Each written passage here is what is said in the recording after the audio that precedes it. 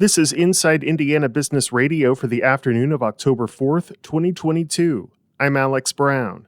The president of Appleseed Childhood Education says a $1 million early learning center set to open in January in Rensselaer will combat a childcare desert in Jasper County. Adam Olson says rural families often cannot afford high-quality early childhood education. The reason, to some extent, the reason why early learning and childcare doesn't exist in rural communities, both like ours and then also throughout the state, is that it frankly just does not make money. The full cost of care for high quality early learning is $14,000 per child per year. The nonprofit last week received a more than $130,000 grant from the U.S. Department of Agriculture Rural Development Program.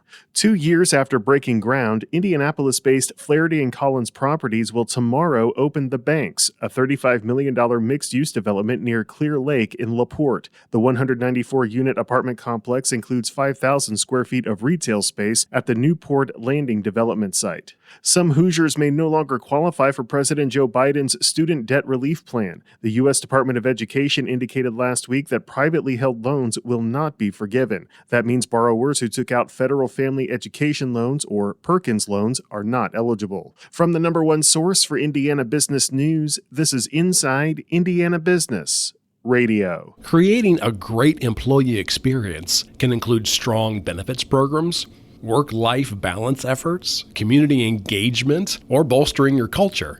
We'll be honoring leaders who have implemented stellar employee experience initiatives at IBJ's HR Impact Awards on October 13th. Join us to hear their stories. Employee experience is just one of 4 categories we'll be exploring at this inaugural event. Learn more at ibj.com/events. Whether it's a new hire or a noteworthy promotion, IIB's Big Wigs and New Gigs serves as a platform to promote your team. Our revamped offering includes being featured on both the newly redesigned newsletter and at InsideIndianaBusiness.com. Subscribers to the Business News subscription save $10 off every listing. Plus, you can save $100 by bundling your submission to IIB with the Indianapolis Business Journal or the Indiana Lawyer. More at InsideIndianaBusiness.com. Indianapolis-based health tech company LifeOmic has released the results of what it calls the largest real-world study on intermittent fasting. Inside Indiana Business reporter Wes Mills has more. The study conducted with the Indiana University School of Medicine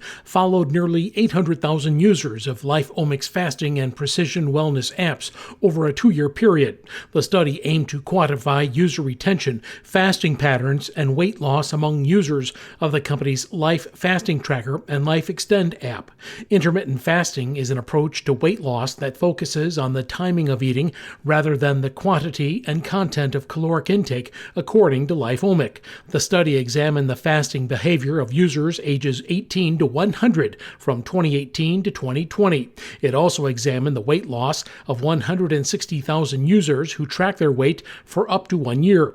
Researchers found that 67% of users who started the study classified as either overweight or obese lost 5% or more of their starting weight in 26 weeks. Additionally, those at a healthy weight who used intermittent fasting did not lose much weight, and those who were underweight actually gained a bit of weight on average. You can connect to the full study at InsideIndianaBusiness.com.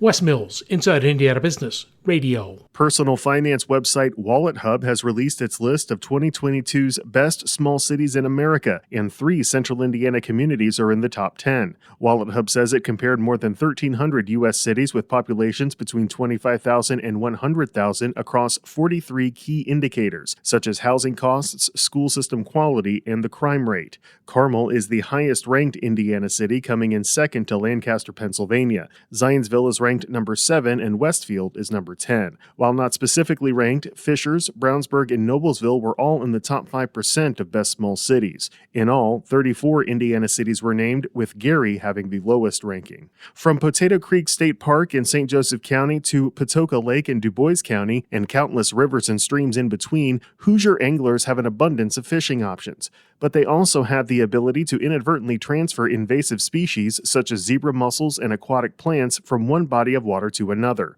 Ball State researcher Jessica Weir says technology is being used to track these so-called invasion superhighways. It's just given us a glimpse into how these aquatic invasive species are spreading and the important role that anglers can play in preventing the spread of aquatic invasive species.